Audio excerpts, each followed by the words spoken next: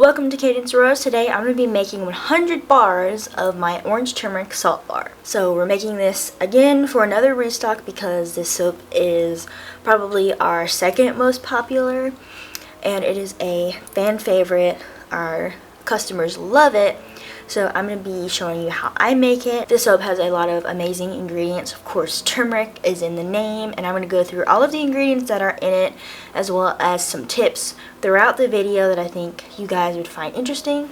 So if you like that kind of content, subscribe to the channel afterwards because my channel is full of that type of thing. This is a all-natural salt bar, and I'm going to talk about the salt stuff in a second, but this is going to be all natural, so it has turmeric for some orange color too, but also turmeric has a lot of amazing skin benefits. So turmeric is a really good ingredient and it does help with skin complexion. We also have a paprika infusion for a boost of that awesome orange color in the soap. If you want to check out how I do my infusions, I have a video in my beginner soap series on that. But it is a very simple infusion. You can get paprika at your store and infuse it in whatever oil you want. We've got orange 5-fold essential oil. It looks really dark, but that is just, it's just concentrated and stuff. So we use orange 5-fold essential oil because citrus essential oils, say like lemon, orange, grapefruit, they do tend to fade. So for orange, because this is a signature scent and people love it, we get it in 5-fold. So that means it is more concentrated. It's gonna last longer. We've made orange turmeric salt bars for like a year now, and they don't lose their scent very fast at all. They're like any other soap with essential oils, but you have to get orange 5-fold essential oil. So you can use orange essential oil, you just want to use 5-fold, or there is a 10-fold out there. But we haven't been able to find that, but 5-fold has worked for us. We've got our sugar water. I explained this in my last video, but this is concentrated, so it's like a little thick. You can kind of tell it's like a syrup. So this is plain sugar, no additives, just awesome sugar to add some bubbles to our soap. And this is my powder bowl. This is my turmeric. We've got coconut milk powder as well. So coconut milk powder is going to add also some bubbles because it has a natural sugar content in it. And it's going to add some silkiness to the soap. And we also have white kaolin clay, which will add slip to the soap as well. So this soap, when you glide it on your skin, it's going to feel really, really soft and awesome. And then my salt. I have my salt in a bucket here, and I'm going to get into that in a second. I've been getting a lot of questions about salt bars and how to use it and how we use it, and so I wanted to kind of focus on that a little bit more today because we are making a salt bar. So one of the big questions I get is, how do you know how much salt to put in your salt bar? I have this right out here, which is kind of a good thing to use. This is what we use for our percentages. We use 50 to 70% of salt to our oil weight. And your oil weight, not your total soap weight. So when you're looking at your soap calculator, you will take into account the oil weight. We normally do 70% because we like a little bit of a meatier salt bar. And I'm going to give you the formula for measuring this and calculating it. I'm not going to try to teach you decimals and math. I'm not trying to offend you, but this is just the formula. Say for example, we have 160 ounces of oils and we decide to do 50% salt. So you would take 50, the number, and you would move your decimal 2 places, and that is your decimal, and then you can multiply it. 160 times 0.5 equals 80. So that would be 80 ounces of salt. I'm gonna hold this up if you want to like screenshot this. And here is a better look at the decimal place because, you know, so you can have a visual. That is how you measure and do the formula to get how much salt you need for your salt bar. We are using plain salt, no additives, and a good way to know that is you can get it in your store, and it can be under pickling salt because pickling salt goes in food, so it has no additives, so it won't change the taste of what you're pickling. But pickling salt is a good name if you are trying to find something and don't know, because some salts, they say plain, but then they have additives.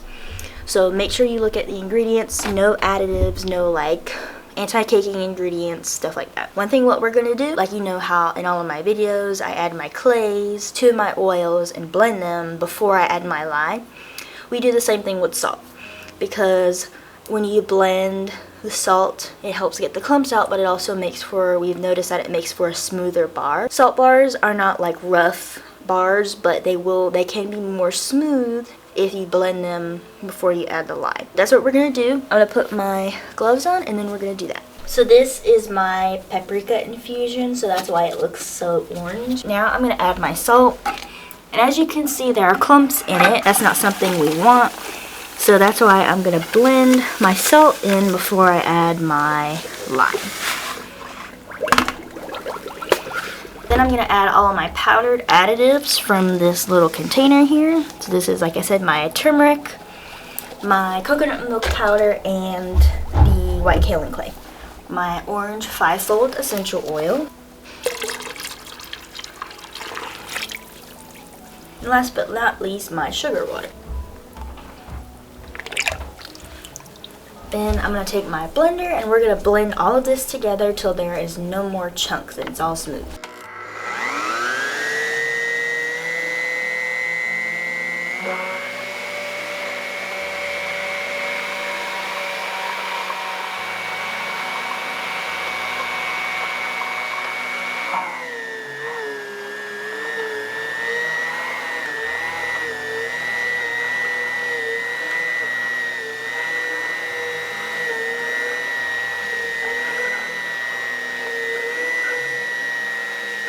So now now that this is all blended, I'm gonna add my lye solution.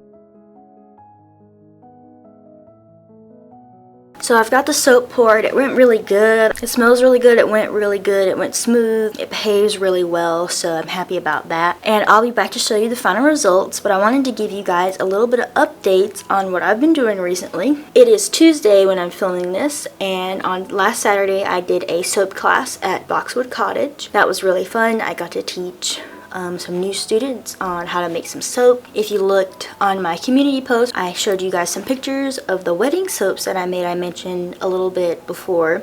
We made 150 custom soaps for a wedding that was black and white themed. They were initialed with R and they were super pretty, and I had a fun time taking those pictures and stuff. So that's another thing that we did that was really fun. As you guys also might know, the end of the school year is coming up, and stay tuned for some exciting news on that. I have more classes coming up. June 14th is my next soap class at Boxwood Cottage, and I will also be doing a soap class May 24th in South Boston. And a lot of you guys ask me where I get molds and all those types of things from.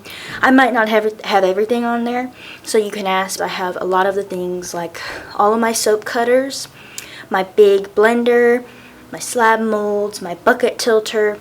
All of those things are in the description where you can go check them out yourselves. Oh, and we also have some exciting news pertaining to pugs and dogs coming soon. So yeah, there are some really cool things happening in the next few weeks, months that I am excited to share with you guys, so stay tuned for that. And yeah, go check out those things in my description and on my website, and I'll see you guys in the next video. Thank you for watching.